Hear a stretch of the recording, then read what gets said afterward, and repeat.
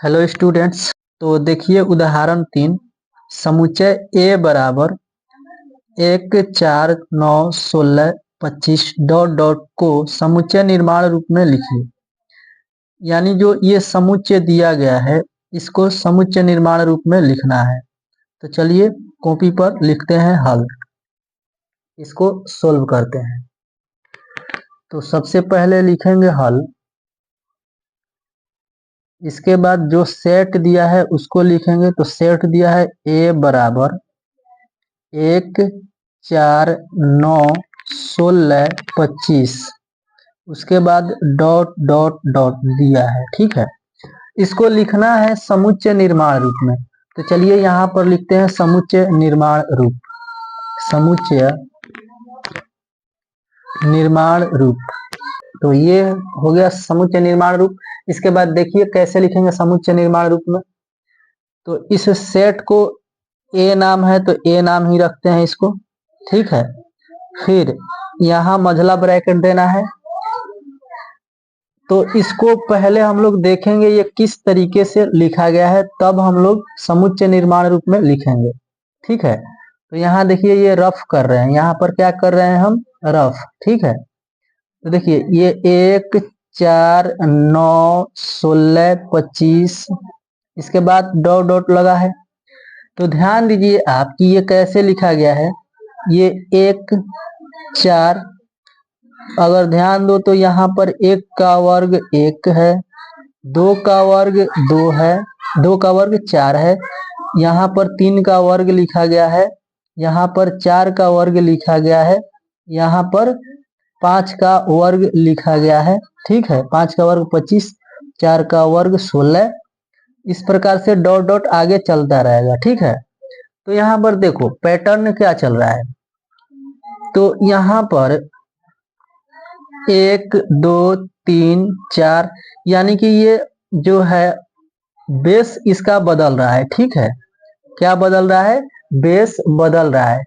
तो मान लो ये बेस हम मान लेते हैं कि इसका नाम n है। क्या है, n। n क्या है भाई, तो n ये एक प्राकृत संख्या है। 1 2 3 4 5 6, एक से कौन सी संख्या स्टार्ट होती है, तो प्राकृत संख्या स्टार्ट होती है। तो ये जो है n का वर्ग है।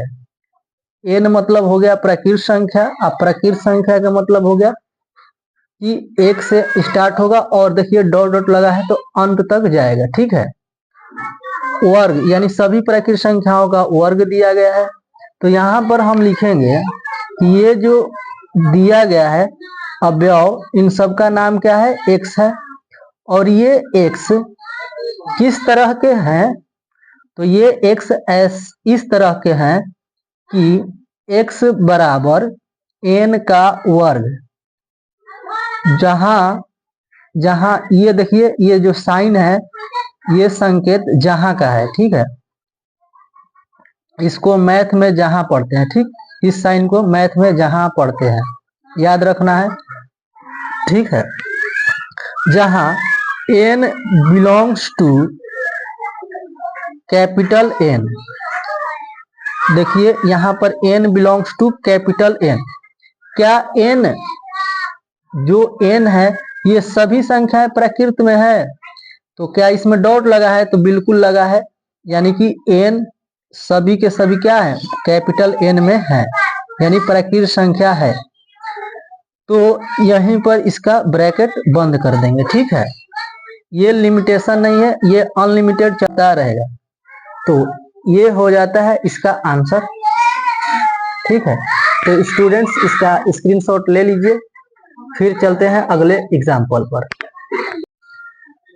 देखिए स्टूडेंट्स उदाहरण 4 समुच्चय 1/2 कोमा 2/3 3/4 4/5 5/6 6/7 को समुच्चय निर्माण रूप में लिखिए। यहाँ जो समुच्चय दिया है इसको क्या करना है, समुच्चय निर्माण रूप में लिखना है। ठीक है, तो सबसे पहले हम लिखेंगे हल। हल लिखने के बाद इस समुच्चय का आप चाहो तो कुछ नाम दे सकते हो, अगर नहीं देना है नाम तो भी कोई दिक्कत नहीं है। ठीक है, तो हम यहाँ पर इसका नामकरण कर लेते हैं, इसको मान लेते हैं, लिख लेते हैं माना कि ए बराबर, देखिए सेट को कैपिटल अक्षर से सूचित किया जाता है, ठीक है। तो ए बराबर मान लेते हैं इनको, ठीक है। ये सेट का नाम हो गया ए, तो इसको लिख लेते हैं। तो देखिए इस सेट को समुच्चय निर्माण रूप में लिखना है। तो समुच्चय निर्माण रूप में भी लिखने के लिए मान लीजिए यही सेट है, तो इसका नाम है ए और मंझला ब्रैकेट देना है। और यहाँ पे ये समझिए कि इसको किस तरीके से लिखा गया है, उसी के आधार पे आपको यहाँ पर x मानकर लिखना है, ठीक है।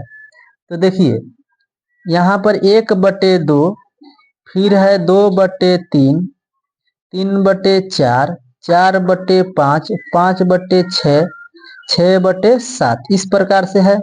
इसके बाद कुछ भी नहीं है, यहीं पर रोक दिया गया है इसे, ठीक है।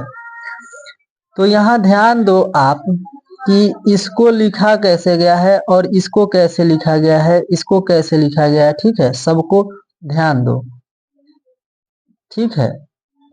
तो यहाँ पर देखो कि 1/2, 2/3, 3/4, यहाँ पर अंश और हर दोनों बदल रहा है, ठीक है।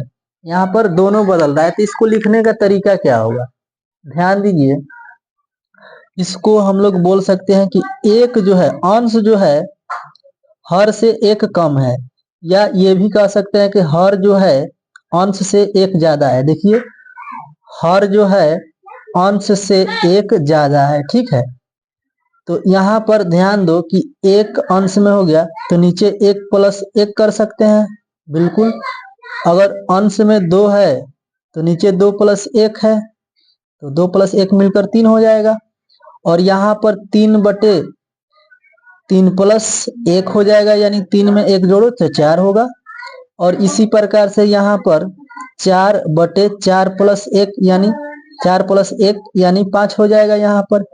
इसी प्रकार से यहाँ 5/5+1, 6/6+1।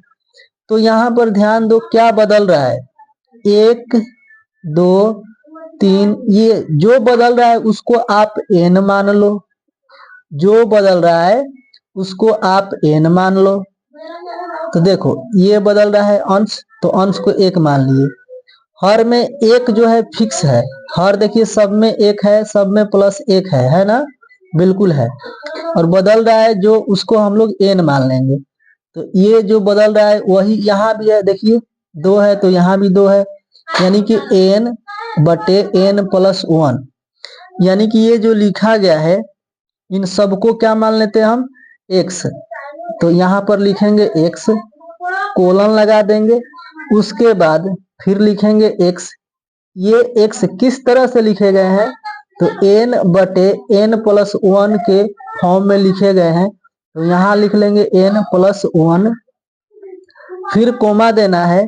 यहाँ ये बताना है कि ये n किस तरह के हैं, तो n belongs to capital N, यानी कि ये प्राकृत संख्या है। देखिए 1, 2, 3, 4, 5, 6 इस प्रकार से चल रहा है, यानी कि 6 तक गया है। तो यहाँ पर देखिए फिक्स भी है, जहाँ आप ये कह सकते हैं जहाँ n प्राकृत संख्या है, जहाँ n का वैल्यू 1 से बड़ा है और 1 के बराबर भी है, लेकिन 6 से छोटा है और 6 के बराबर है। इसके बाद हम लोग ब्रैकेट बंद कर देंगे। n का वैल्यू ये हो गया कि 6 तक है और 1 तक, ठीक है, 1 से 6 तक है, ठीक। तो इसका मतलब यही है। तो ये हो जाता है समुच्चय निर्माण रूप और यही आंसर है, ठीक है। तो स्टूडेंट्स आप सब इसका स्क्रीनशॉट ले लीजिए।